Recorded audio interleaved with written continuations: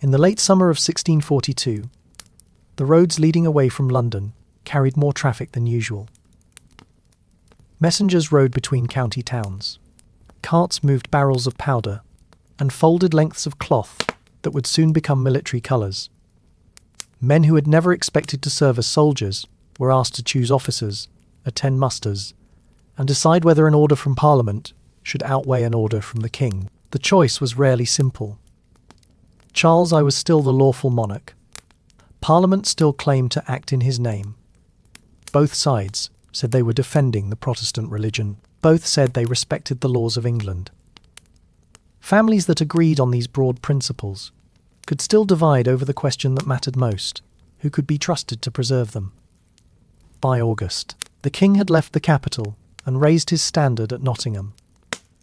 Parliament controlled London, much of the navy, and the machinery of taxation that could be directed through the counties.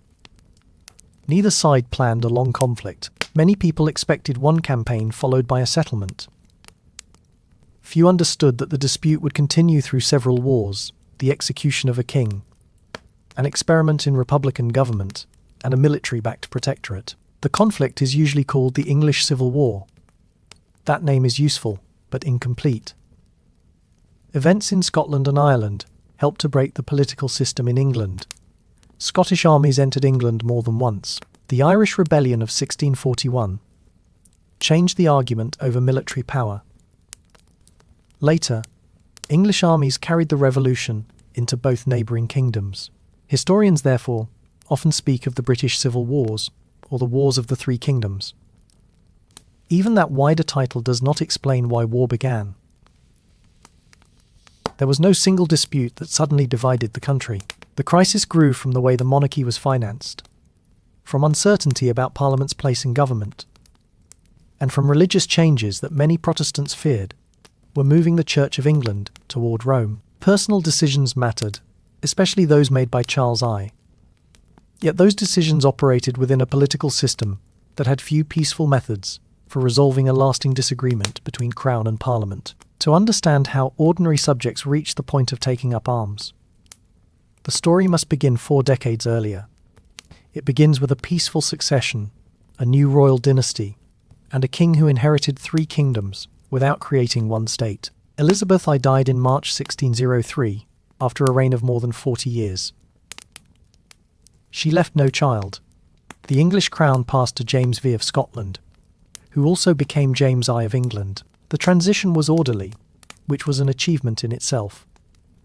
England had avoided a disputed succession, and the same monarch now ruled England, Scotland, and Ireland. This union of the crowns did not merge the kingdoms. England and Scotland kept separate parliaments, laws, churches, and systems of taxation. Ireland had its own parliament, though English authority shaped its government. James could travel from Edinburgh to London and speak of himself as a ruler of Great Britain. But the institutions beneath him remained distinct. The difference mattered because the 3 kingdoms had developed different religious settlements. The Church of England was governed by bishops and used the Book of Common Prayer. The Church of Scotland had a stronger Presbyterian tradition, with authority organised through ministers and church courts, rather than a hierarchy of bishops. Ireland contained a large Catholic majority, governed by a Protestant state, and an expanding Protestant landowning interest. A policy that appeared manageable in one kingdom could cause resistance in another. James brought firm ideas about monarchy. He believed kings held authority by divine appointment, and he defended the royal prerogative in language that sometimes alarmed English members of Parliament. Yet he was more flexible in practice than his speeches suggested. He argued, negotiated, delayed, and occasionally retreated. His long experience of Scottish politics had taught him that even a divinely appointed king needed allies. Parliament was not a modern legislature. It did not sit continuously, and it was summoned by the monarch. The House of Lords contained peers and bishops. The House of Commons was elected through a patchwork of local franchises that varied widely from place to place. Most adults could not vote, and members were usually drawn from the landowning elite or the legal and commercial classes. Still, Parliament possessed an important form of leverage. The ordinary revenues of the Crown were often insufficient for war or ambitious foreign policy. When a monarch needed additional taxation, Parliament was usually required to grant it. Members used these occasions to present grievances and to press for changes in policy. The relationship depended on bargaining, custom, and mutual restraint, rather than a single written constitution. James found this arrangement frustrating. The royal household was expensive. Court patronage carried political value. But gifts and offices also consumed money. Inflation had reduced the practical value of older crown revenues, while the costs of government had increased. James inherited debt from Elizabeth and added to it through generosity, poor administration, and the normal expense of maintaining a royal court that was larger than the Scottish establishment he had known. Members of the Commons did not simply refuse money because they disliked the king. They represented counties and boroughs where taxation was felt directly. They also believed that supply should be linked to the correction of grievances. When James sought new income through customs duties and other uses of prerogative, lawyers and members of Parliament began to ask whether the Crown was changing the balance of government without consent. Religion added another layer of unease. English Catholics hoped that a new king whose mother had been Catholic might relax the penal laws. Puritans wanted further reform within the Church of England. James disappointed both groups. He maintained the Episcopal Church and continued restrictions on Catholic worship, although enforcement varied. The Gunpowder Plot of 1605 made compromise more difficult. A small group of Catholic conspirators planned to destroy the king, the Lords, and the Commons during the opening of Parliament. Guy Fawkes was found guarding the explosives beneath the House of Lords. The plot failed, but its political effect lasted. It strengthened the association between Catholicism, foreign danger, and treason in Protestant minds. This fear did not mean that every Catholic supported violence. Most did not. It did mean that later events were often interpreted through a memory of conspiracy. A Catholic queen, a ceremonial change in church worship, or a rumour of troops from Ireland could appear to be part of a larger design. Suspicion became easier to spread than reassurance. James also became closely associated with royal favourites. Robert Carr rose rapidly at court, followed by George Villiers, who became Duke of Buckingham. Access to the king was valuable, and Buckingham accumulated offices and influence. Court patronage was not new, but the concentration of favour around one man produced resentment. Critics increasingly treated Buckingham as a symbol of policies they opposed. Foreign affairs deepened the problem. Many English Protestants wanted stronger support for Protestant causes during the early stages of the 30 Years' War. James preferred negotiation and sought a Spanish marriage for his son Charles before the plan collapsed. The failed project angered anti-Catholic opinion and damaged confidence in royal diplomacy. Near the end of the reign, Prince Charles and Buckingham encouraged war against Spain. This change pleased some members of Parliament, but war required money and competent administration. The Crown had neither in sufficient measure. James died in March 1625, leaving his son a difficult inheritance, a costly foreign policy, a powerful favourite, an uncertain financial position, and a Parliament that had become increasingly protective of its privileges. The reign of James did not make civil war inevitable. He usually found a way to avoid a final breach. Yet the disputes of his time established patterns that would return with greater force. The Crown needed revenue. Parliament wanted grievances addressed before granting it. Religious disagreement turned policy into a test of loyalty. Each argument was manageable on its own. Together, they created a political climate in which trust was becoming scarce. Charles I came to the throne at the age of 24. He was reserved, formal, and deeply conscious of royal dignity. His manner differed from his father's talkative style. James often debated with opponents at length. Charles was more likely to regard disagreement as a failure of obedience. Soon after his accession, Charles married Henrietta, Maria, the Catholic daughter of Henry IV of France. The marriage had diplomatic value, but it caused concern in a country where fear of Catholic influence remained strong. The Queen was permitted to worship according to her faith and maintained a Catholic household. Her private religion did not make England Catholic, but it gave political opponents a visible reason to doubt the direction of the court. The new king also retained Buckingham. Together they pursued war against Spain, and then became involved in conflict with France. The campaigns were expensive and poorly managed. The expedition to Cadiz in 1625 failed. An attempt to aid French Protestants at La Rochelle also ended badly. Parliament was asked to finance these ventures while receiving little evidence that the money would be used effectively. The first Parliament of the reign showed its distrust by granting tonnage and poundage, the main customs duties, for only 1 year. Earlier monarchs had normally received these revenues for life. Charles continued to collect them after the grant expired, arguing that the income belonged to the Crown by established practice. Members of Parliament saw the same action as taxation without proper authority. With parliamentary supply limited, Charles turned to a forced loan in 1626 and 1627. Wealthy subjects were instructed to lend money to the Crown. Some refused and were imprisoned without a stated charge. 5 of them challenged their detention in what became known as the 5 Knights case. The judges did not give Parliament the clear defence of personal liberty that critics of the government wanted. The issue was larger than the fate of 5 gentlemen. If the king could demand money without Parliament and imprison those who resisted, then the traditional connection between taxation, consent, and legal process appeared to be weakening. Charles believed emergency and royal prerogative justified his conduct. His critics believed that emergency was becoming a convenient way to avoid the law. Troops returning from failed campaigns created further resentment. Soldiers were billeted in local communities, and martial law was used in some areas. Householders bore costs that the central government could not meet. Complaints about taxation therefore merged with complaints about military discipline and arbitrary administration. In 1628, Parliament presented the Petition of Right. It objected to taxation without parliamentary consent, imprisonment without cause shown, compulsory billeting, and the use of martial law in peacetime.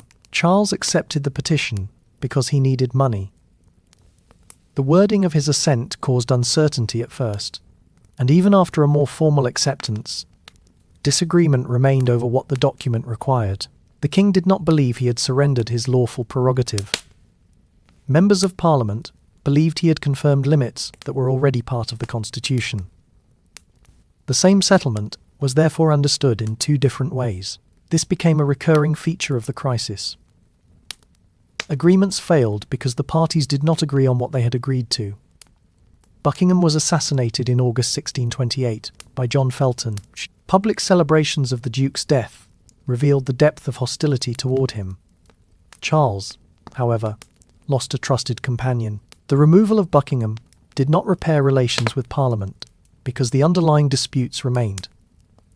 The parliamentary session of 1629 ended in disorder. Members opposed the continued collection of tonnage and poundage and attacked religious policies. They associated with the rise of ceremonial worship. When the Speaker tried to adjourn the Commons on the King's instructions, several members held him in his chair while resolutions were read. Charles dissolved Parliament soon afterward. He then decided to govern without calling another. This was lawful in the narrow sense that no statute required annual parliaments. It was politically risky because extraordinary taxation still depended on parliamentary consent, and because Parliament provided a recognised place where grievances could be heard. Charles believed that removing obstruction would allow orderly government.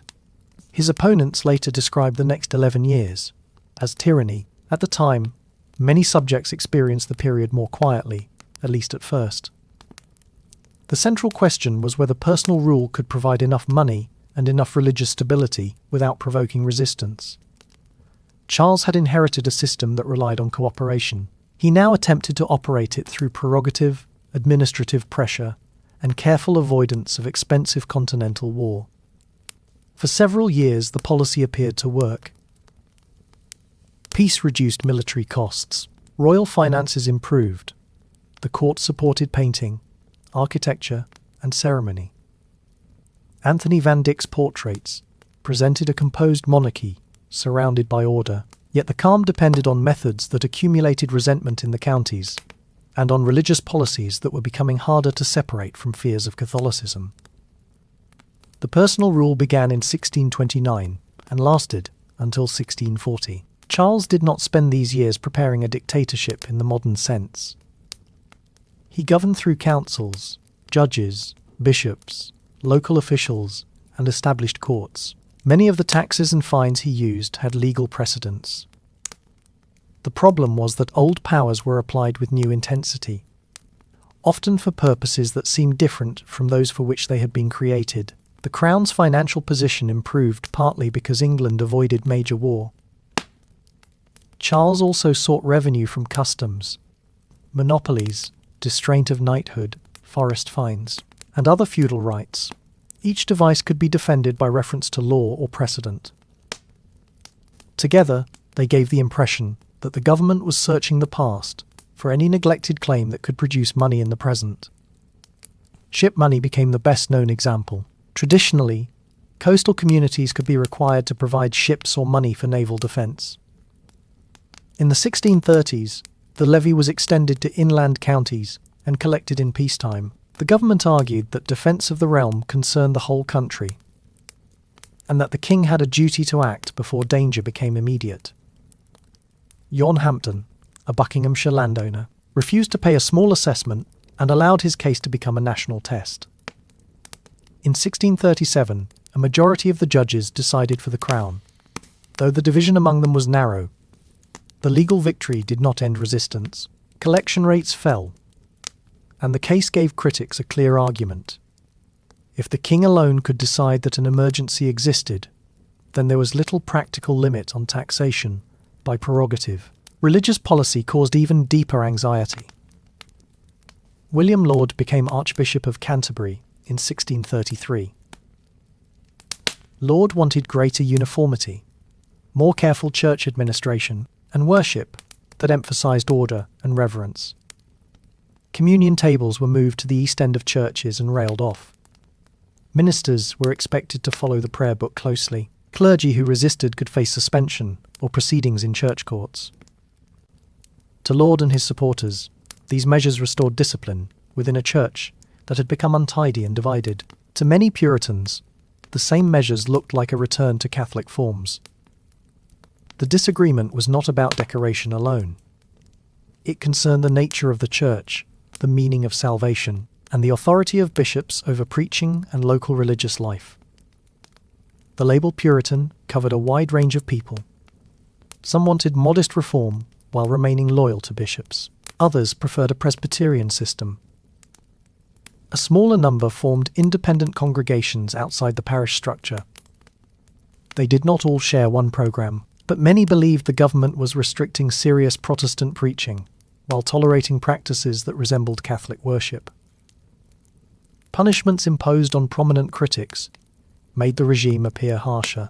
William Prynne, Henry Burton, and John Barswick were mutilated after attacking the bishops. The sentences were legal judgments of the Star Chamber, yet their severity created sympathy for the victims. Government intended to discourage opposition.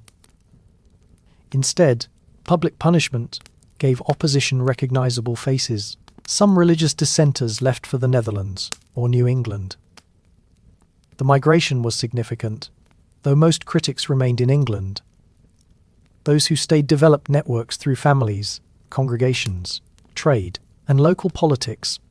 When Parliament returned in 1640, these networks would help petitions and printed arguments move quickly.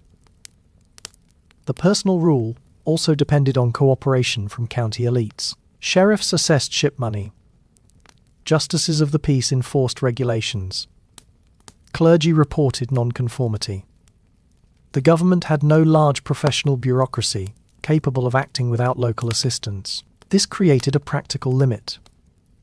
When local office holders became doubtful or quietly unhelpful, orders from Whitehall lost force as they moved outward. The system finally broke in Scotland. Charles wanted greater religious uniformity across his kingdoms. In 1637, a new prayer book was introduced into the Scottish Church. Resistance began in Edinburgh and spread. The objection concerned worship, but it also concerned who had authority to change worship.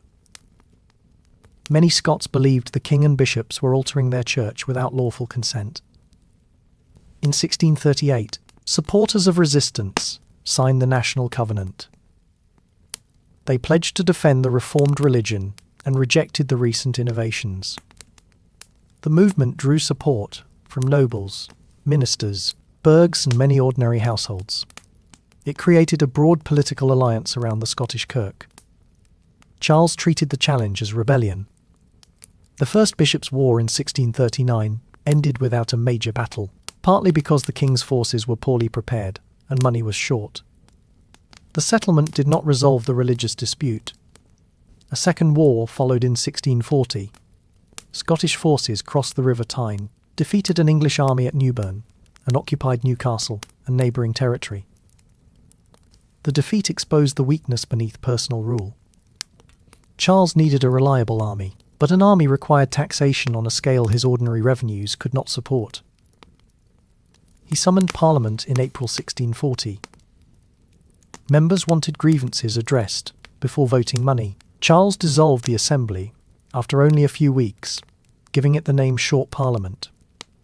The military and financial position then worsened.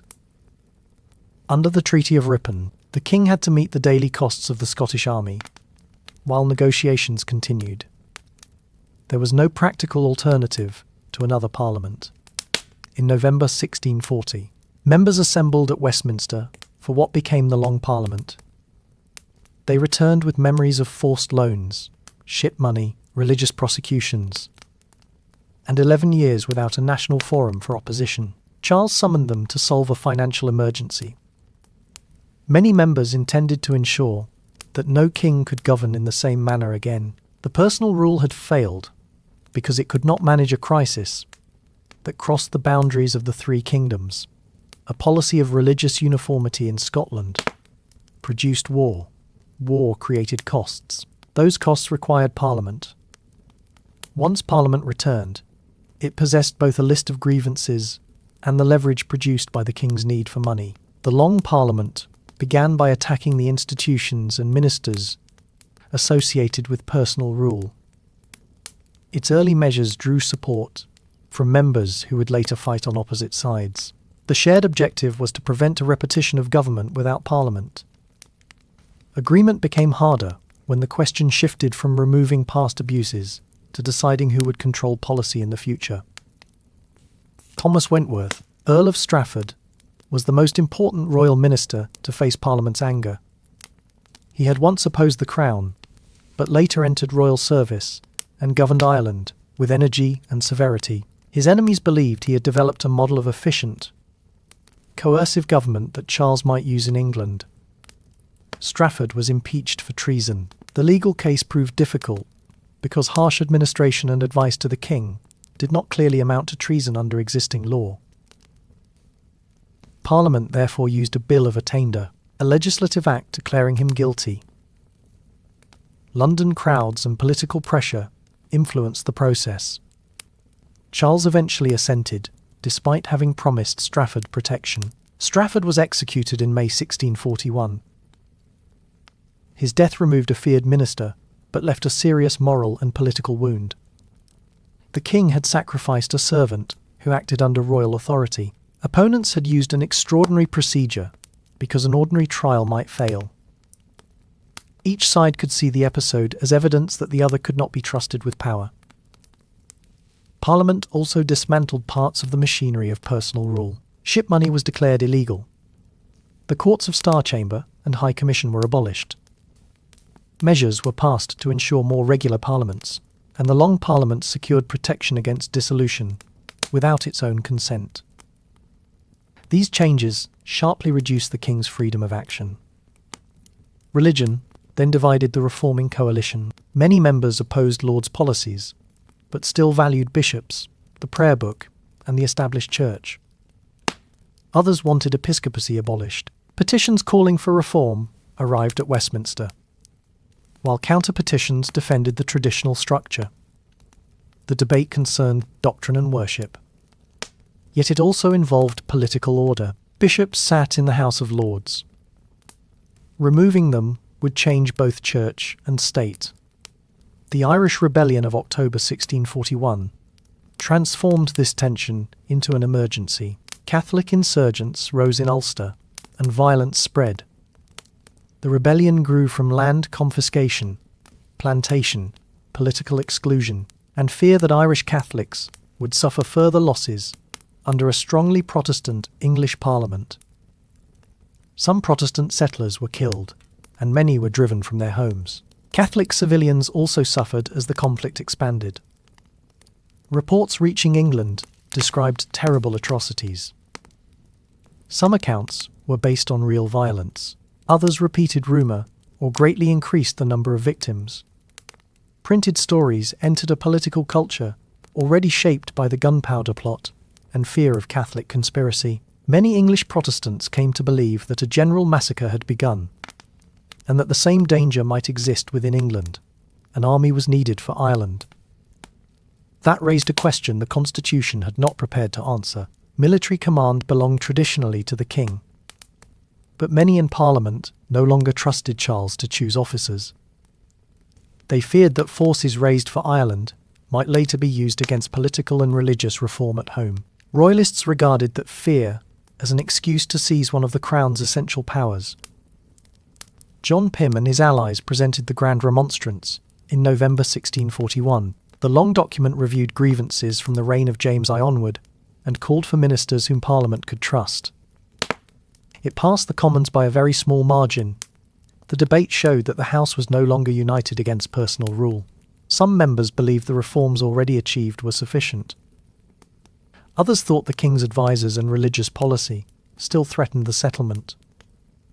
London politics made compromise more difficult. Crowds gathered around Westminster. Petitions, sermons, and rumours moved through the city. The relaxation of censorship encouraged an expanding print culture. Newsbooks and pamphlets offered competing explanations of events. Political argument no longer remained inside Parliament or the royal court. Readers encountered it in shops, taverns, churches, and private homes. Charles answered the growing challenge with a decision that damaged his position beyond repair. On the 4th of January 1642, he entered the House of Commons with armed attendants to arrest 5 members accused of treason. The 5 had already escaped. Speaker William Lenthal refused to reveal where they had gone, explaining that he served the House. The attempted arrest confirmed fears that the king might use force against Parliament. Charles left London soon afterward. The capital, its militia, and much of the administrative machinery remained under parliamentary influence. Negotiations continued, but the physical separation between king and Parliament made each side more dependent on its own supporters. Parliament passed the Militia Ordinance in March 1642 without royal assent, claiming authority to appoint officers over the county militias. Charles issued commissions of array based on older royal powers. Local elites now received rival commands, each presented as lawful. The Constitution offered no neutral court capable of deciding between them. The 19 propositions, sent to Charles in June, demanded parliamentary influence over ministers, the education and marriages of the royal children, the church, and military command. The king rejected them. Even some critics of his earlier government believed the demands would reduce monarchy to a dependent office. The country did not divide neatly by class or region. London and several major ports supported Parliament, giving it important financial and naval advantages. Many northern and western areas leaned royalist, but every region contained disagreement. Some aristocrats supported Parliament. Some towns supported the king. Religious preference mattered, though not in a uniform way. Local rivalries and personal loyalties also shaped decisions. Many people tried to remain neutral. County petitions asked both sides to compromise. Communities worried about harvests, trade, and the cost of soldiers. Neutrality became harder as each side sought money, horses, weapons, and men. A household might avoid political debate and still be drawn into war when a militia officer arrived with a warrant. On the 22nd of August 1642, Charles raised his standard at Nottingham. The ceremony was troubled by poor weather, and the standard soon blew down. Later writers treated the accident as an omen. Those present were more concerned with practical matters. The king needed an army. Parliament needed to prove that its forces would obey civilian direction. England had moved from a dispute over lawful authority to a condition in which authority would be tested by armed force. The armies of 1642 were built quickly. England had no large standing army. Officers drew on local militia experience, service abroad, and the social authority of landowners. Recruits included apprentices, labourers, farmers, craftsmen, and men attracted by pay. Training varied, equipment was uneven, and desertion was common. A typical infantry formation included musketeers and pikemen. Muskets could be effective when soldiers fired in coordinated ranks, but they were slow to reload and produced smoke that reduced visibility. Pikes protected infantry from cavalry and became useful when formations closed. Cavalry fought with pistols and swords, and disciplined horsemen could decide a battle by breaking an enemy flank and returning to attack the infantry. The first major encounter took place at Edgehill on the 23rd of October 1642. The King's army was moving toward London. Parliament's main force, commanded by Robert Devereux, Earl of Essex, attempted to block it. Both armies contained roughly similar numbers, though estimates vary. The King's nephew led a powerful royalist cavalry attack. His horsemen drove back their opponents, but pursued too far, losing contact with the central battle. In the middle, infantry fought at close range. Neither side achieved a clear victory. The field remained confused, and both armies suffered losses that shocked people who had expected political courage to matter more than military experience. The road to London remained open, but the Royal Army did not move quickly enough to exploit the opportunity. At Turnham Green in November, a large parliamentary force and the London trained bands blocked the approach. Charles withdrew rather than risk an assault near the capital. He established his principal wartime court at Oxford. The conflict then became a struggle of regions, garrisons, roads, and supplies. Parliament's control of London gave it access to customs revenue, credit, printing, and a large population. Its command of the navy reduced the king's ability to obtain help by sea. The royalists held broad areas of the north, west, and Welsh borderlands. Oxford provided a central position, but the king lacked a financial base equal to London. Neither side could live only on voluntary support. New taxes appeared. Parliament used assessments and excise duties. Both armies requisitioned food, horses, and quarters. Soldiers who were unpaid or poorly supplied took what they needed. The distinction between organised contribution and plunder could become very thin for the family losing grain or livestock. Women carried much of the burden of maintaining households while men served. They managed farms and shops, defended property, followed armies as traders or family members, and petitioned authorities for relief. Widows later asked for pensions. Communities also cared for wounded veterans who returned unable to work. The war extended beyond battlefields through these less visible costs. The campaign of 1643 brought serious royalist gains. The king's supporters won in parts of the north and west, while Prince Rupert captured Bristol in July. The loss of England's second city was a major blow to Parliament. Royalist forces then moved against Gloucester, an important parliamentary stronghold controlling routes along the River Severn. London responded with a relief army. The march to Gloucester showed Parliament's ability to mobilise resources from the capital. The siege was lifted, and the returning army fought the First Battle of Newbury in September.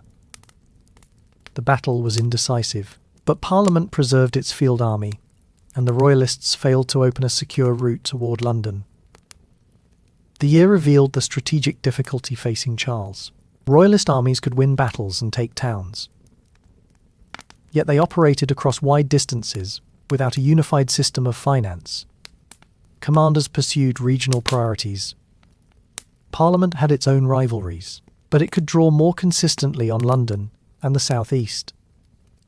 The war also widened beyond England. Parliament sought Scottish assistance. In September 1643, representatives agreed to the Solemn League and Covenant. The Scots promised military support. English parliamentarians promised to pursue religious reformation in England, according to the Word of God and the example of the best Reformed churches. Language that allowed different interpretations, but encouraged Presbyterian hopes. A Scottish army entered northern England early in 1644. The alliance changed the balance of the war. Royalist commanders now had to face a major force in the north, while continuing campaigns elsewhere. The agreement also tied military victory to a religious settlement that many English independents did not want. For civilians, the expanding war meant repeated demands. Garrisons consumed local food. Fortifications altered towns. Sieges brought disease as well as bombardment. Moving armies damaged fields and disrupted markets.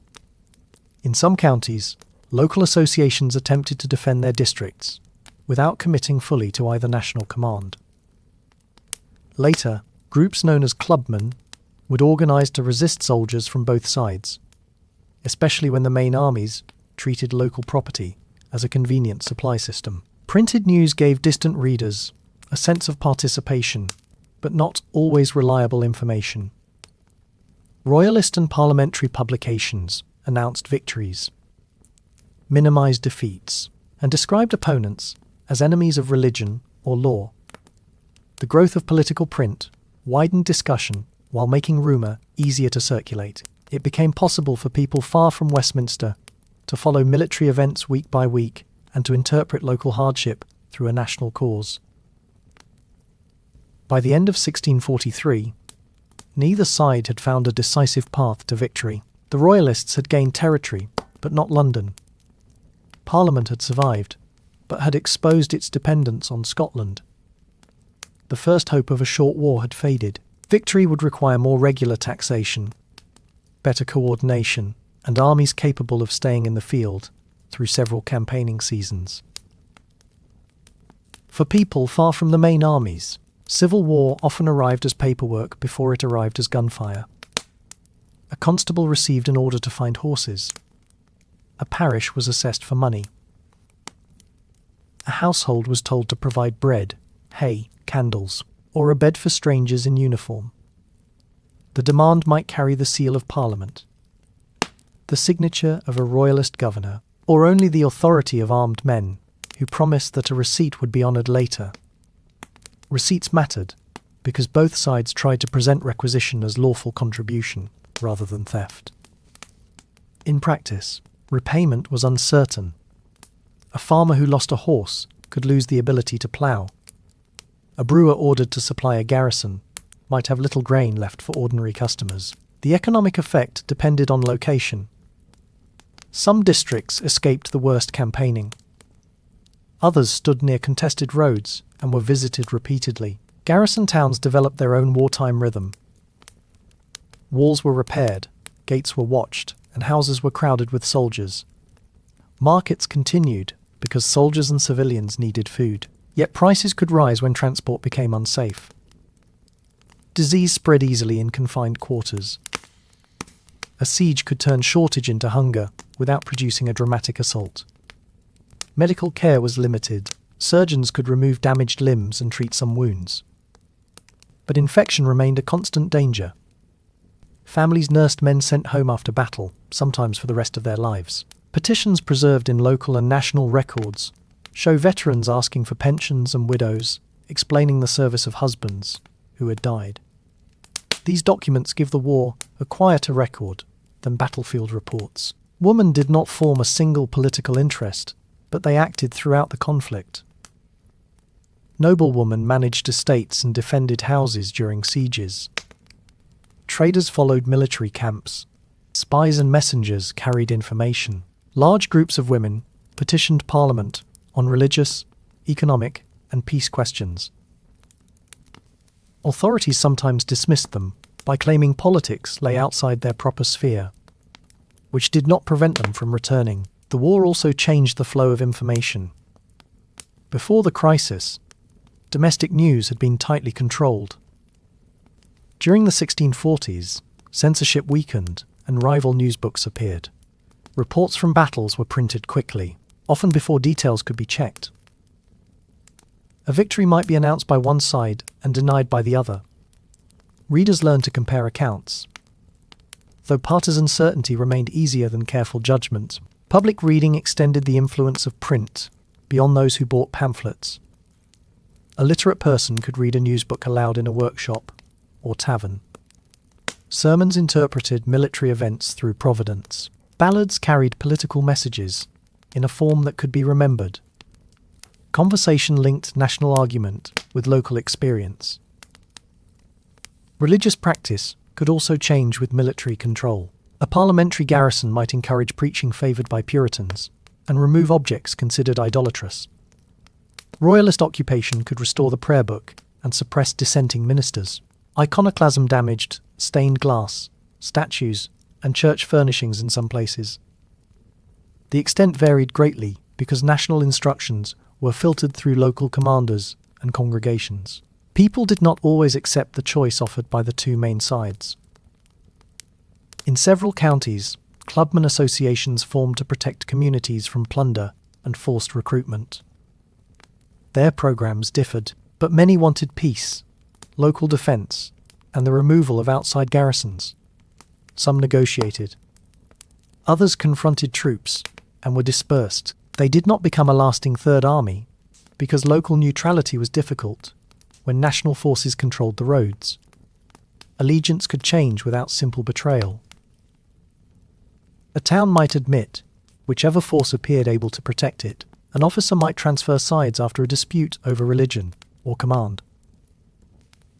Families sometimes placed members in different camps as a form of caution, while other divisions were sincere and painful. Later labels such as Cavalier and Roundhead can make these choices appear more fixed than they were.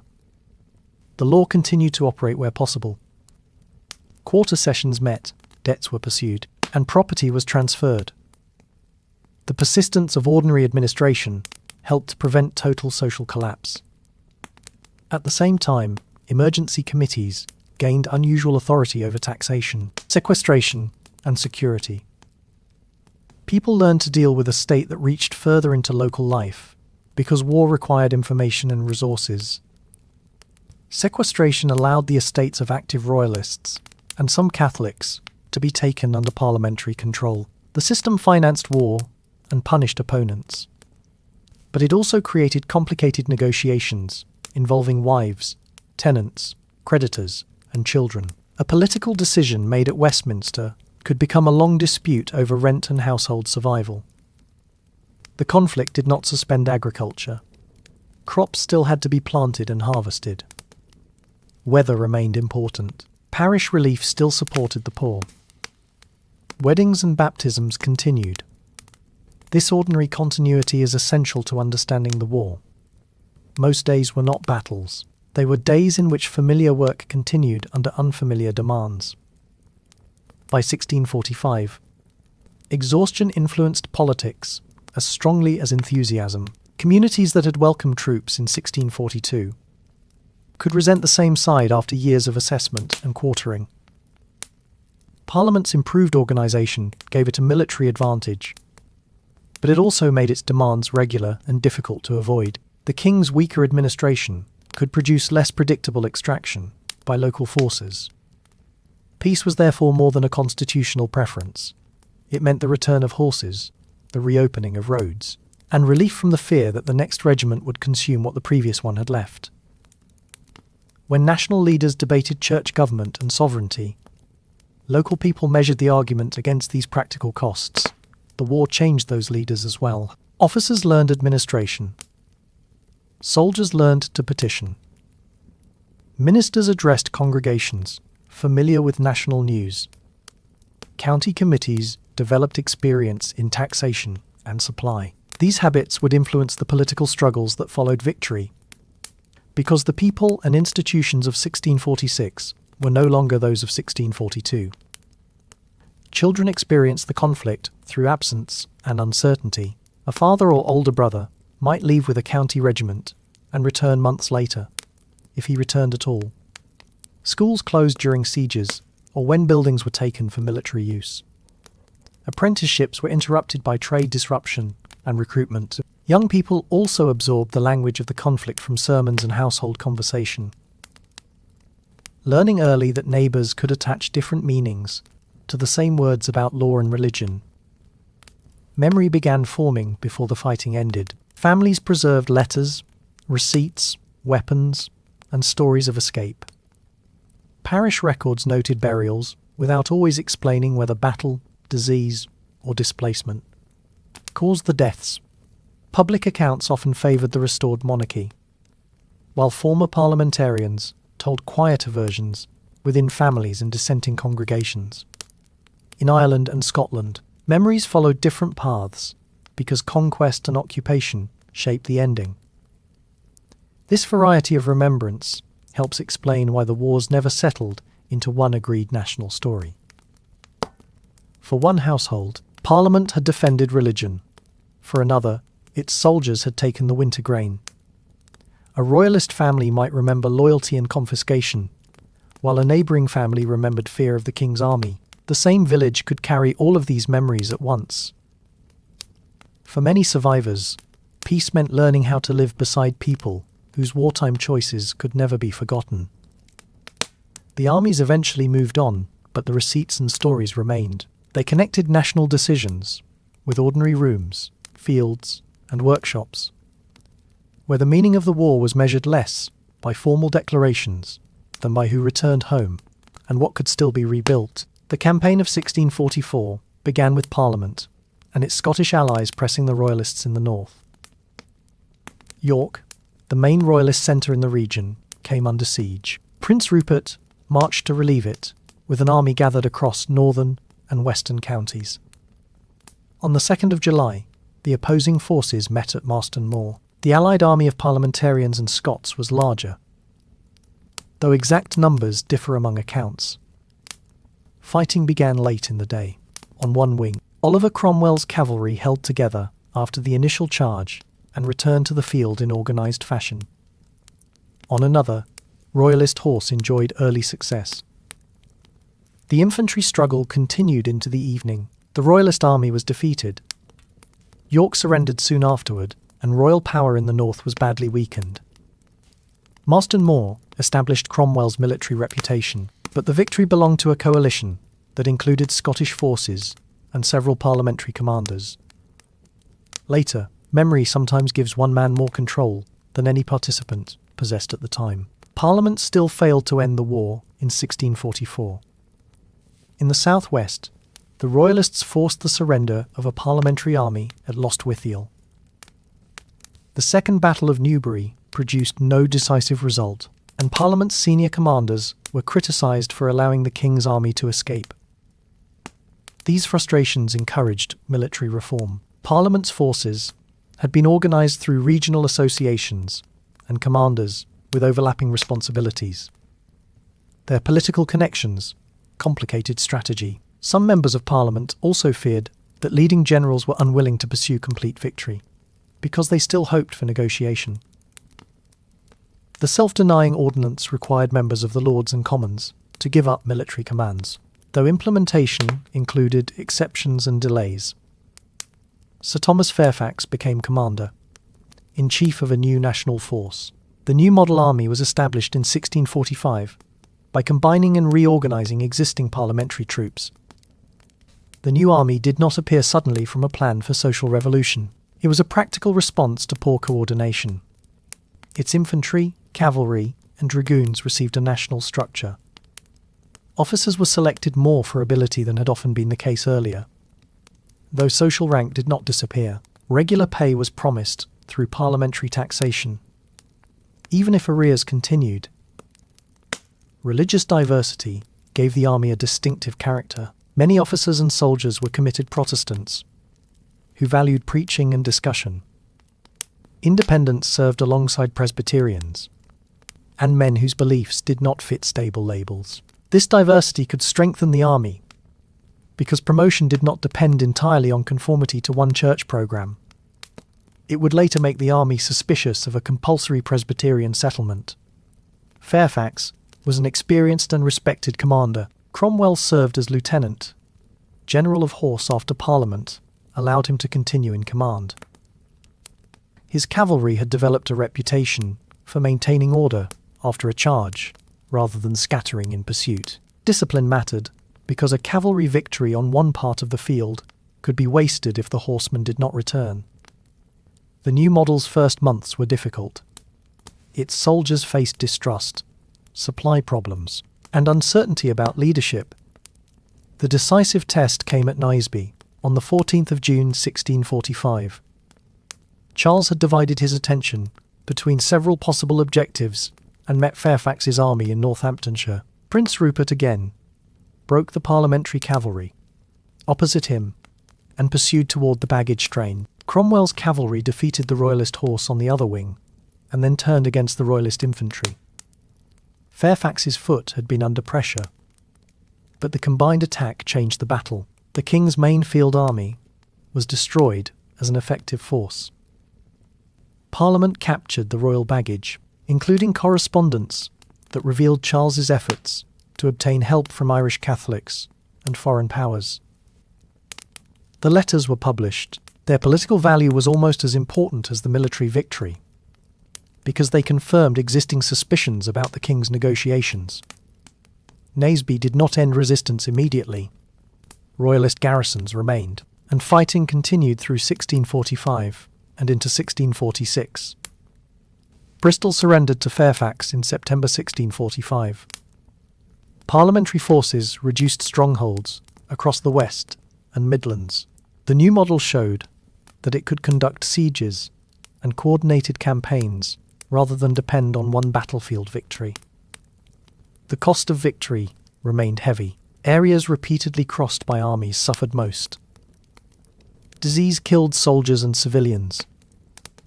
War taxation became more systematic and more intrusive.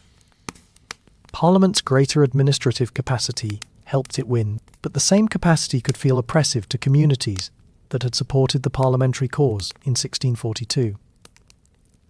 In May 1646, Charles left Oxford and surrendered to the Scottish army near Newark. He hoped the Scots might offer better terms than the English Parliament, and perhaps help him use divisions among his opponents.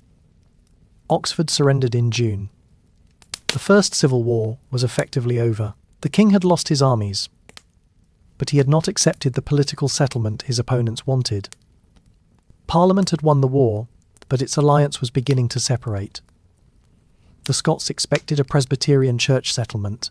Many English members agreed. The new model army contained a strong independent interest, and did not want one form of compulsory church government to replace another. There was also a basic financial problem. Parliament owed the soldiers months of pay. Members wanted to reduce military costs and send part of the army to Ireland. The soldiers wanted arrears, legal protection for wartime actions, and guarantees that the cause for which they had fought would not be abandoned. Military victory had therefore created a new political actor. The new model army was no longer simply a force that Parliament could dismiss when the campaign ended. Its soldiers had learned to organise, petition, and discuss constitutional questions. The next stage of the revolution would be shaped less by battles between king and Parliament than by disagreement among the victors. After Charles surrendered, he remained central to every proposed settlement. No major political group began with the intention of removing monarchy. The question was how much authority the king could retain, and what guarantees would prevent another breakdown. The Scots negotiated with Charles, while pressing him to accept Presbyterianism in England. He resisted a permanent settlement that would abolish bishops. In early 1647, The Scots handed him over to the English Parliament after agreement over financial arrears and the withdrawal of their army. Royalist writers later described the transaction as the sale of a king, but the reality involved a broader military and diplomatic settlement. Parliament now had custody of Charles and expected to reduce the new model army. Many MPs, especially those associated with Presbyterianism, feared the army's religious independence and political influence. Plans were made to disband regiments or send soldiers to Ireland without first satisfying all their claims. The army responded through elected representatives known as agitators, a term connected to agency rather than disorder. Regiments presented grievances concerning pay, indemnity, and the future settlement. Senior officers, including Fairfax, Cromwell, and Henry Ireton, tried to mediate between the rank and file and Parliament. In June 1647, Cornet George Joyce took control of the king at Holdenby House and brought him within the army's reach. It remains uncertain how far senior commanders directed the action. What mattered was that Parliament no longer controlled the king, and the army could negotiate from a stronger position. The army's heads of the proposals offered Charles a settlement that was comparatively moderate in religion and allowed a continuing monarchy with reduced powers. The king did not accept it. He believed the divisions among Parliament, the army, and the Scots would eventually improve his position. This was not an irrational calculation, but it depended on playing rivals against one another, without giving any of them enough confidence to conclude an agreement. During the summer, the army marched toward London and issued declarations explaining its political role. It claimed to defend the rights of the nation, not merely the interests of soldiers. This language disturbed members who believed armed men should remain subordinate to Parliament. The army answered that Parliament itself could betray the public trust. The constitutional debate widened. Radical writers associated with the Levellers argued for a more representative political system, equality before the law, religious liberty, and protections against arbitrary power. John Lilburne became a prominent voice through pamphlets and repeated confrontations with authority. Leveller ideas varied over time, and their supporters did not propose social equality in the modern sense. Even so, they pressed the revolution beyond the limited reform imagined in 1640. In October and November 1647, army representatives met at Putney to discuss proposals later connected with the agreement of the people. The surviving record preserves an unusual debate about political consent and the right to vote. Colonel Thomas Rainsborough argued that the poorest man in England had a life to live as well as the richest. Ireton replied that political participation should be tied to a fixed interest in the kingdom, especially property. The debate did not produce universal male suffrage. Participants disagreed over servants, wage earners, recipients of charity, and the meaning of independence. The importance of Putney lies in the fact that assumptions about representation were examined openly within an army that had become a national political forum. Charles escaped from Hampton Court in November 1647 and reached the Isle of Wight, where he was held at Carisbrooke Castle. He continued negotiations while secretly concluding the engagement with a group of Scottish leaders. In return for Scottish military support, he agreed to establish Presbyterianism in England for a trial period. The arrangement helped produce the Second Civil War in 1648. Royalist uprisings appeared in South Wales, Kent, Essex, and other areas. A Scottish army entered England. The renewed war convinced many soldiers that the king could not be trusted. They believed he had accepted negotiation only as a pause before further bloodshed. Fairfax suppressed resistance in the southeast and conducted a hard siege at Colchester. Cromwell defeated the invading Scottish army in a series of actions around Preston in August. The fighting was shorter than the First Civil War, but it changed the political mood. Army officers increasingly described Charles as a man of blood who should be held accountable. Parliament still contained a majority willing to negotiate. In late 1648, members continued talks with the king on the Isle of Wight. The army leadership decided that a settlement restoring Charles would endanger the cause and the soldiers who had defended it. On the 6th of December, troops, commanded by Colonel Thomas Pride, blocked access to the Commons. Members believed likely to support continued negotiation were arrested or excluded. Others withdrew in protest. The remaining house became known as the Rump Parliament. Pride's purge was a military intervention against a representative institution. It cannot be reconciled easily with the language of parliamentary liberty used at the beginning of the conflict. Army leaders believed extraordinary action was necessary because the existing parliament was about to make a dangerous settlement. Their decision also established that political outcomes would now depend on force. The victors of the First Civil War had failed to agree because they wanted different religious settlements and held different ideas about sovereignty. Charles used those divisions without recognizing that renewed war would radicalize the army.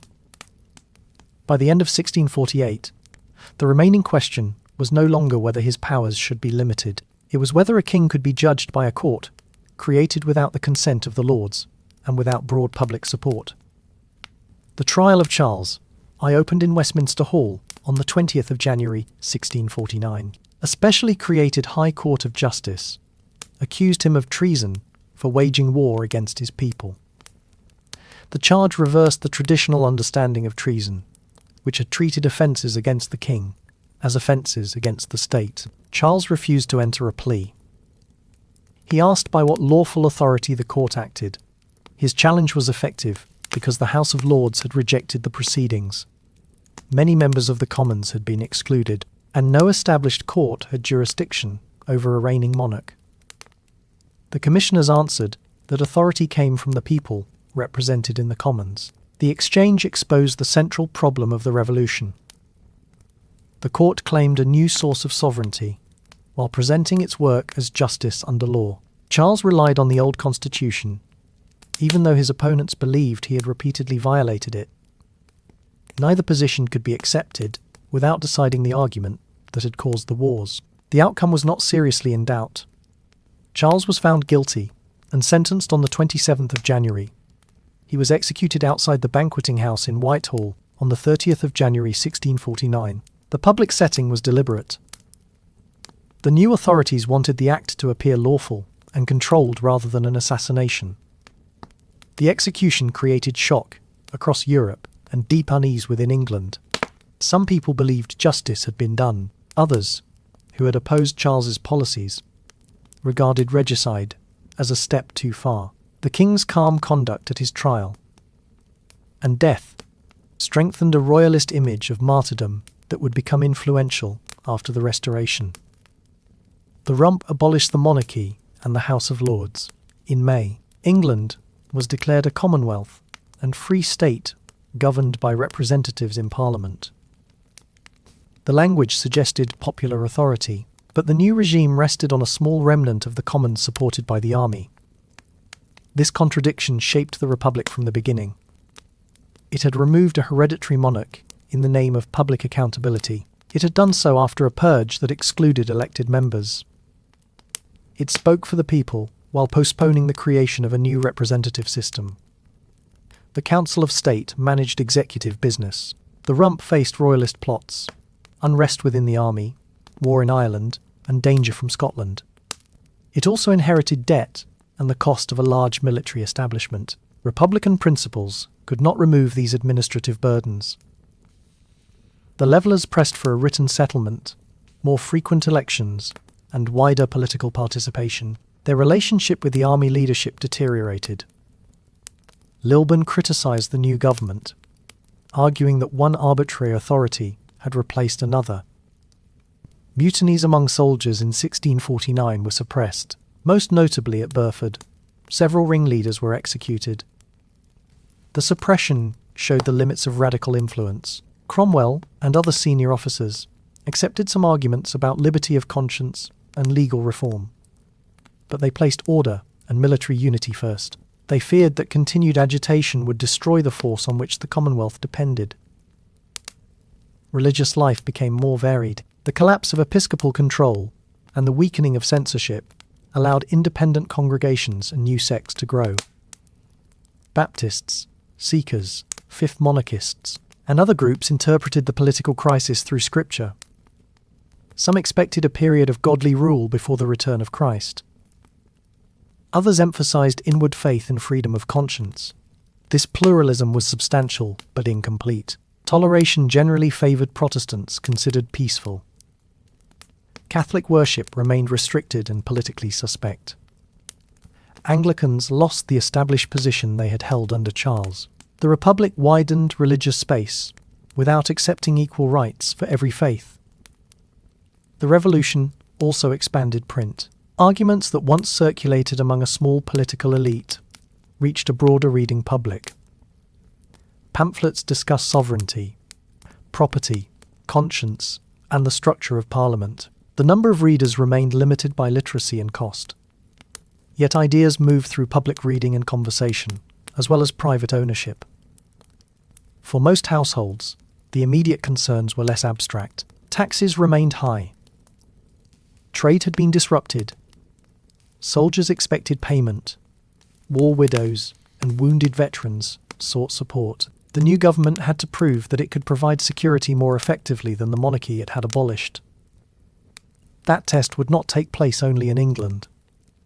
The execution of Charles I altered politics across all three kingdoms. Ireland contained a powerful coalition of Catholic confederates and royalists. Scotland recognised Charles II as king under conditions of its own. The Commonwealth could not remain secure, while neighbouring kingdoms offered a base for restoration. The Republic therefore began its life at war. Its claims about representative government were accompanied by campaigns of conquest. This tension between liberty at home and coercion elsewhere was not accidental. The survival of the new regime depended on controlling territories whose populations had not consented to it. Ireland had been at war since the rebellion of 1641. Over the following years, Catholic confederates based at Kilkenny, Protestant forces, Royalists, Scottish Covenanters, and English parliamentarians formed shifting alliances. By 1649, Royalist and Confederate forces threatened to use Ireland as a base against the Commonwealth. Oliver Cromwell was appointed to command the expedition. He landed near Dublin in August 1649 with a well-supplied army and heavy artillery.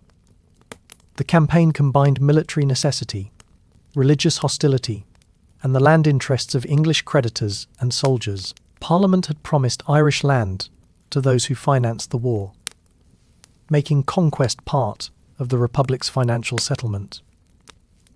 Drogheda was attacked in September after the garrison refused to surrender and the walls were breached. Cromwell's soldiers killed most of the defenders.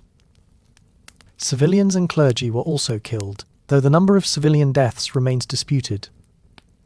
Cromwell defended the action as divine judgment and argued that severity would shorten the war. Wexford fell in October during negotiations after parliamentary troops gained entry.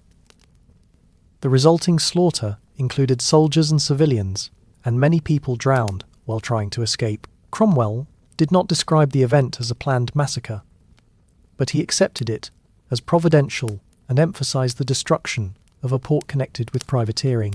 These episodes have remained central to Cromwell's reputation in Ireland. 17th century siege conventions could permit severe treatment after a refused surrender, but convention does not remove responsibility. The killings occurred within a campaign shaped by anti-Catholic assumptions and by determination to break resistance rapidly. Other towns surrendered on terms. At Clonmel in May 1650, Cromwell's army suffered heavy losses during an assault before the defending force withdrew. The town then negotiated a surrender. Cromwell left Ireland soon afterward, while Henry Ireton and other commanders continued the conquest through 1653. The later settlement transferred a large amount of Catholic-owned land to soldiers, creditors, and Protestant settlers. The details varied by region and by the political record of individual landowners, but the general result was a major redistribution of property and power. War, famine, and disease caused severe population loss. Exact totals remain uncertain, and estimates differ greatly. The conquest left a long memory because military violence was followed by dispossession. Irish Catholics experienced the Commonwealth not as a government of consent, but as an occupying power. This history complicates any simple description of the English Republic as a movement for liberty. Scotland presented a different problem. The Scottish government had opposed many policies of Charles I, yet it rejected his execution by an English court. It proclaimed his son Charles II, while requiring him to accept the Covenant and Presbyterian conditions. The Commonwealth decided that a royalist Scotland posed an unacceptable military threat. Cromwell invaded in 1650. The Scottish commander David Leslie avoided battle and used the landscape and supply difficulties to weaken the English. By late summer, Cromwell's position near Dunbar appeared dangerous. On the 3rd of September 1650, the English army attacked as the Scots moved from strong ground. The Battle of Dunbar ended in a decisive Commonwealth victory. Cromwell interpreted the outcome through providence, as did many of his soldiers. The victory opened much of southern Scotland, though resistance continued. Charles II was crowned at Scone on the 1st of January 1651. The alliance between the young king and the Covenanters remained uneasy. He accepted religious commitments that limited his authority and conflicted with many royalist supporters. His position showed how much the monarchy now depended on negotiated support. In the summer, the Scottish Royalist army moved into England, hoping English supporters would join it. The expected rising did not occur on a large scale. Years of war had exhausted many communities, and a Scottish invasion did not appear to all English royalists as a secure route to restoration. Cromwell caught the army at Worcester on the 3rd of September 1651, exactly 1 year after Dunbar. The Commonwealth victory ended the main military phase of the civil wars. Charles escaped after weeks of concealment and eventually reached the continent. The Republic now controlled England, Scotland, and Ireland through military power. Incorporation brought representatives from Scotland and Ireland into later Commonwealth parliaments. But political integration followed conquest, rather than negotiation between equals. Garrisons and taxation supported the settlement. Victory also changed England's place in Europe. The Commonwealth built naval strength and adopted the Navigation Act of 1651, aimed partly at Dutch dominance in trade. The First Anglo-Dutch War began in 1652. It was a conflict between two Protestant republics, showing that commercial and strategic interests could outweigh religious similarity. The wars had given the central government a stronger capacity to tax and mobilise. Parliament's armies succeeded partly because they developed regular assessments, excise revenue, supply systems, and national military organisation. These tools survived changes in constitutional form. They also ensured that peacetime government remained expensive. By 1651, the Commonwealth had defeated every major armed enemy. It still lacked an agreed constitution. The Rump had not arranged fresh elections or a stable religious settlement. The army expected reform. Civilian politicians feared military pressure. The revolution had solved the problem of conquest, while leaving the problem of legitimacy almost untouched. After Worcester, the Rump Parliament remained the legal centre of government. Its members had survived the purge of 1648 and years of war. They could point to military victory, functioning courts, naval expansion, and the daily work of administration. They could not point to a recent electoral mandate. Army officers expected the Rump to complete the revolution through legal reform, a broader religious settlement, and arrangements for a new representative body. The Rump moved cautiously. Some members feared radical change. Others had practical or personal reasons to extend the life of the existing parliament. Negotiations over a dissolution bill continued without producing a result acceptable to the army. Cromwell's frustration grew. On the 20th of April 1653, he entered the Commons with soldiers and dissolved the Rump.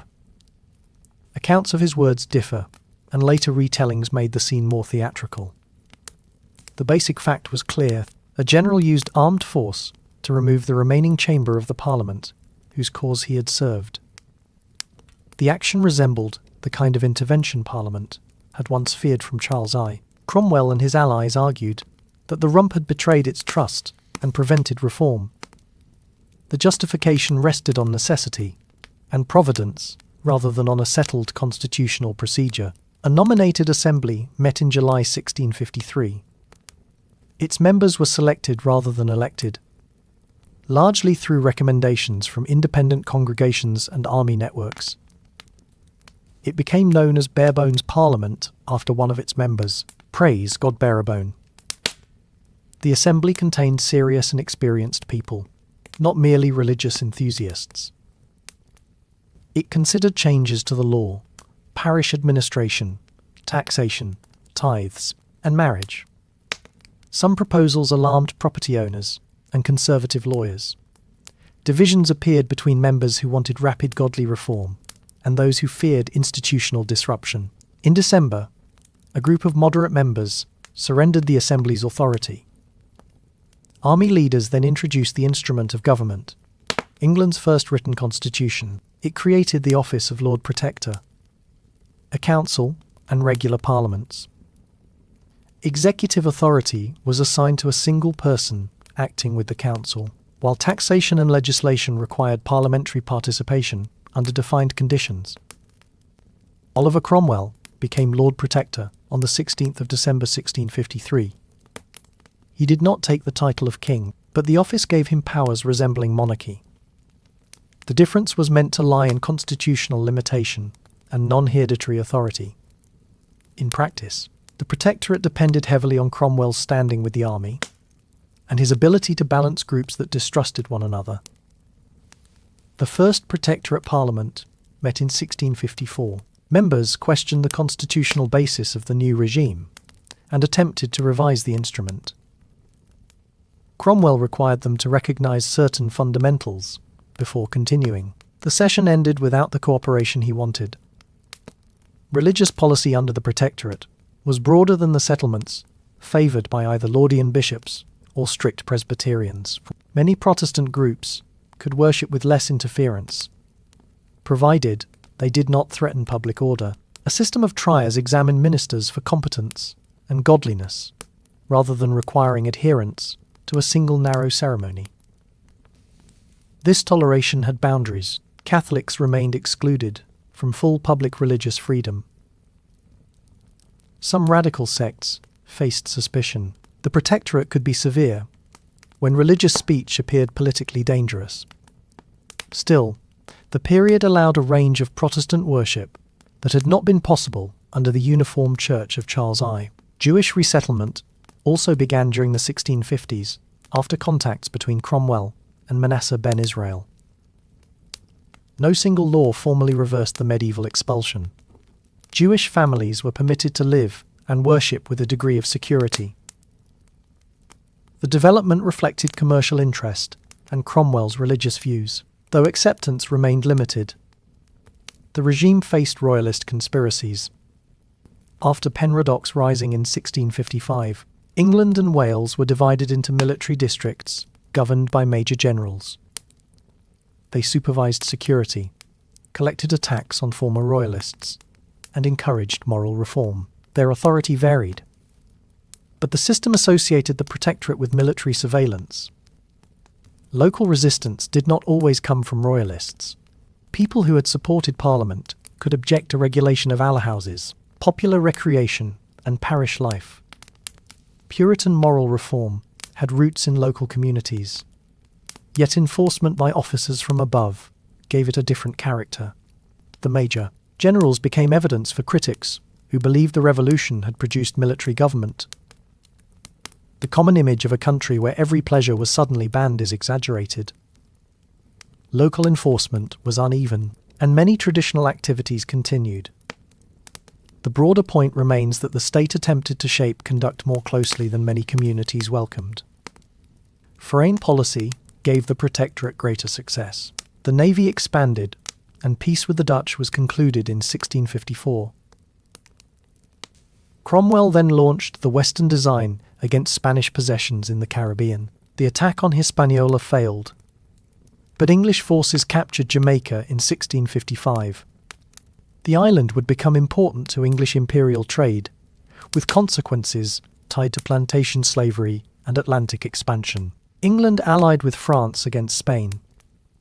English troops helped defeat Spanish forces at the Battle of the Dunes in 1658, and Dunkirk passed into English hands. These achievements raised the international standing of the Protectorate.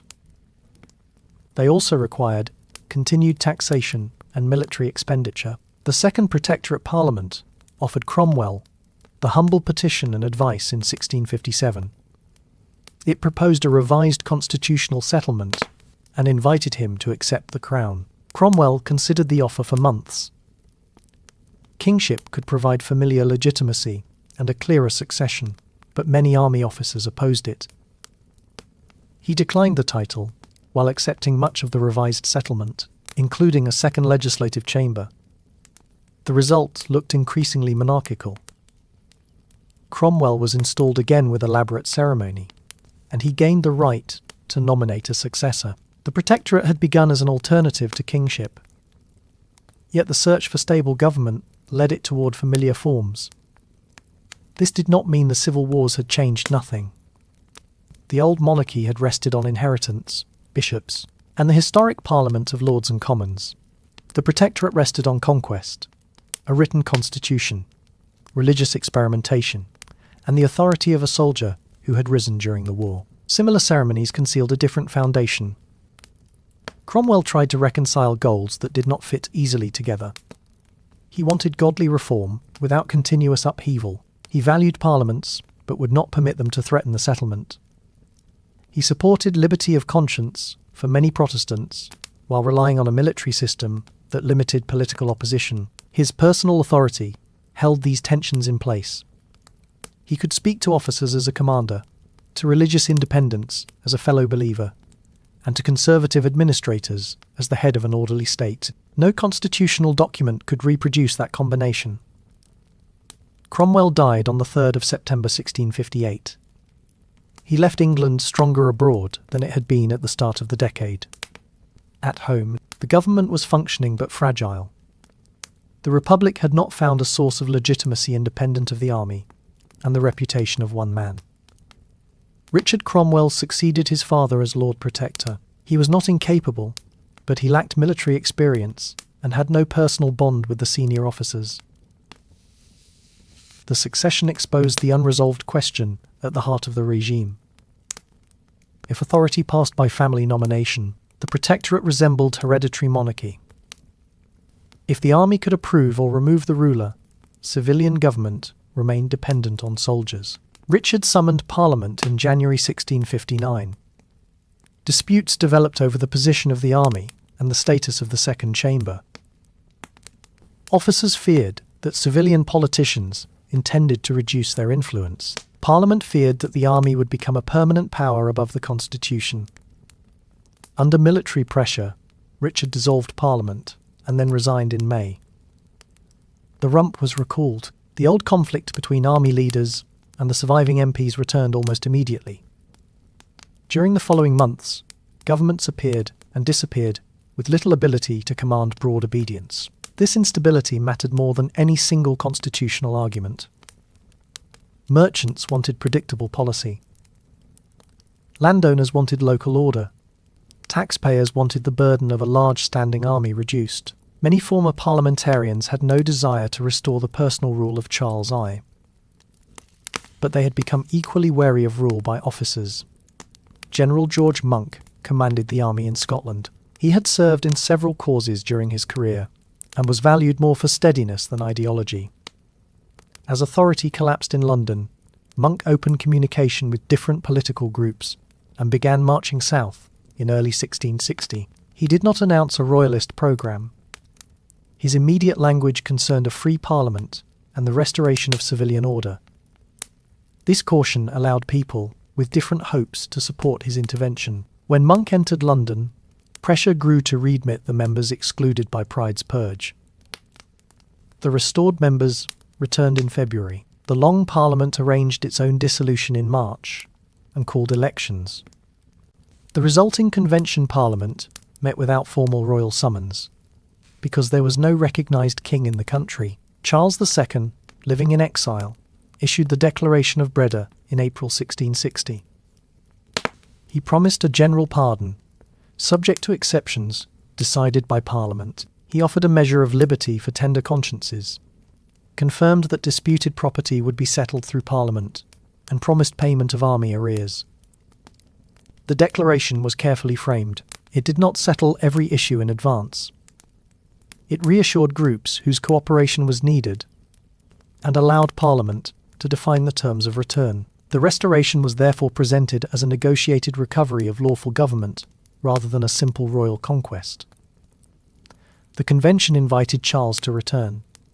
He entered London on 29 May 1660, his 30th birthday. Crowds celebrated, and the public ceremony conveyed relief after years of uncertainty. The monarchy, the House of Lords, and the established Church of England were restored. Restoration did not erase the preceding 20 years. Some regicides were executed, and others were imprisoned or excluded. Cromwell's body was exhumed and subjected to a posthumous execution. Yet a broad indemnity protected many who had served the Commonwealth, because punishment on a wider scale would have made political reconstruction impossible. The religious settlement became less generous than some language at Breda had suggested. Bishops returned, and the Clarendon Code imposed penalties on Protestant dissenters outside the Church of England. The experience of sectarian and political radicalism had made many members of the restored establishment suspicious of religious independence. The army was mostly disbanded, though several regiments were retained and became part of the basis of a permanent royal army. Its existence remained politically sensitive. Memories of the new model and the major generals strengthened English distrust of military power in peacetime. Property proved difficult but manageable. Much land changed hands again, especially in Ireland. Without a complete reversal of the Cromwellian settlement, individuals carried losses and grievances into the restored order. The return of the king could restore offices and ceremonies more easily than it could restore every estate or repair every household damaged by war. Charles II returned because monarchy offered a familiar framework that could attract a wider coalition than any Republican experiment had achieved. He also returned under conditions shaped by the Revolution. The Crown had learned that government without parliamentary supply was dangerous. Parliament had learned that victory over a king did not guarantee a stable alternative. In outward form, England in 1660 resembled the country of 1640.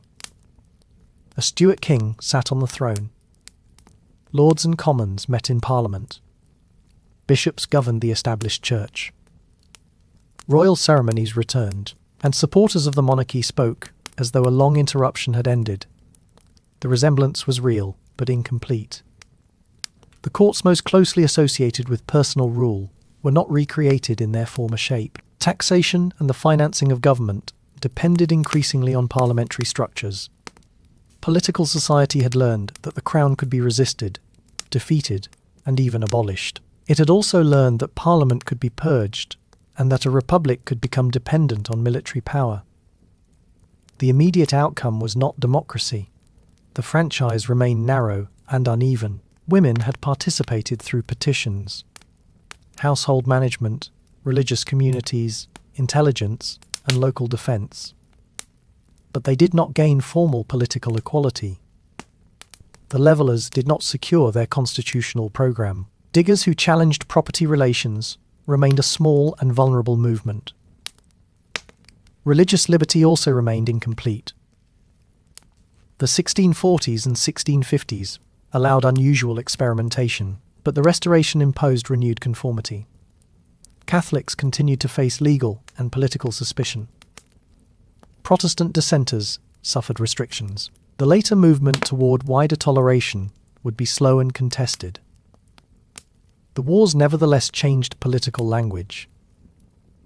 Arguments about consent, representation, conscience, and accountability entered print on a new scale. Positions once discussed within learned circles appeared in cheap pamphlets and public petitions. The state tried to restore control over printing, but the experience of open political argument could not be entirely reversed. The conflict also changed administration. Sustained warfare required regular taxation, excise collection, military supply, naval investment, and closer coordination between the centre and the counties. Royalists and parliamentarians both contributed to this development, though Parliament's financial organisation proved more effective. The institutions of the later fiscal, military state did not emerge fully in the 1640s, but the wars demonstrated what national mobilisation required. The human cost was severe. Soldiers died in battle, but disease killed many more. Civilians suffered during sieges, from epidemics carried by armies, and through the disruption of food and trade. England's losses were heavy. Scotland and Ireland endured their own wars, with Ireland experiencing especially destructive conquest, famine, disease, and land confiscation. Precise totals are debated because the records are incomplete. The conflict was remembered differently across the three kingdoms. In much English memory, attention centred on the struggle between king and parliament. Scottish memory included the Covenant, invasion, and conquest. Irish memory centred on rebellion, massacre, Cromwellian war, and dispossession. A single national story cannot contain all these experiences without distortion. The restored monarchy remained capable of conflict with Parliament. Charles II managed that relationship more carefully than his father, but disputes over religion, succession, and royal policy continued. James II later attempted to use royal power in ways that alarmed much of the political nation. The Revolution of 1688 and the Bill of Rights of 1689 placed clearer limits on the crown. Those later changes should not be read as an inevitable result of the civil wars. History did not move along a prepared road toward constitutional monarchy. The Republic failed. Military government lost support. The Restoration reversed many religious and political experiments.